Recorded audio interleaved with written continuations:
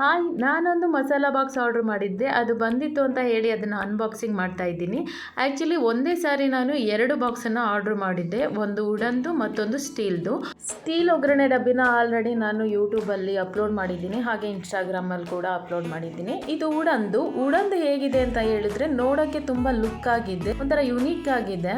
But ಏನಂತಂತಂದರೆ ಇದರಲ್ಲಿ space ಕಡಿಮೆ ಇದೆ.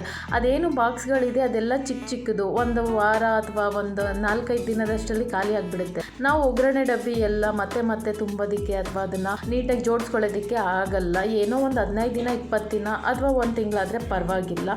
ಪದೇ ಒಂದು ವೀಕು 2 ದಿನ 3 ದಿನ ಖಾಲಿ ಆದರೆ ಮತ್ತೆ ಹಾಕೋದಕ್ಕೆ ನಮಗೆ ಬೋರ್ ಆಗುತ್ತೆ. ಸೊ ಹಾಗಾಗಿ ನನಗೆ ಇದು ಬೇಡ ಅಂತ ಅನ್ನಿಸ್ತು. ಇದು ನಾನು ಊರಲ್ಲಿದ್ದಾಗೆ ಬಂದಿದ್ದ ಕಾರಣ ನಮ್ಮ ಅತ್ತೆನೂ ಹೇಳಿದ್ರು, ಇದ್ಯಾಕೋ ಅಷ್ಟು ಚೆನ್ನಾಗಿಲ್ಲ, ಎಷ್ಟು ಸರಿ ಅಂತ ತುಂಬ್ತೀಯಾ, ಇದನ್ನು ರಿಟರ್ನ್ ಮಾಡಿಬಿಡು ಅಂತ ಹೇಳಿದ್ರು. ನಾನು ಅಲ್ಲೇನೆ ಅದನ್ನು ರಿಟರ್ನ್ ಮಾಡಿಬಿಟ್ಟೆ. ಇದನ್ನು ನಾನು ತುಂಬ ದಿನದಿಂದ ಆನ್ಲೈನಲ್ಲಿ ನೋಡ್ತಾ ಇದ್ದೆ, ವಿಶ್ ಲಿಸ್ಟಲ್ಲಿ ಹಾಕಿ ಇಟ್ಕೊಂಡಿದ್ದೆ. ಹಾಗೆಯೇ ಒಬ್ಬ ಯೂಟ್ಯೂಬರ್ ಕೂಡ ಇದನ್ನು ಯೂಸ್ ಮಾಡ್ತಾ ಇದ್ರು, ನೋಡಿದೆ ಇಷ್ಟ ಆಯಿತು. ನನಗೆ ಮತ್ತೆ ರೀಫಿಲ್ ಮಾಡೋಕ್ಕಾಗೋದಿಲ್ಲ ಅಂತ ಹೇಳಿ ಇದನ್ನು ರಿಟರ್ನ್ ಮಾಡಿಬಿಟ್ಟೆ. ಯಾರಾದರೂ ತೊಗೊಬೇಕು ಅಂದ್ಕೊಂಡಿದ್ರೆ ಒಂದ್ಸರಿ ಯೋಚನೆ ಮಾಡಿ ನೋಡಿ.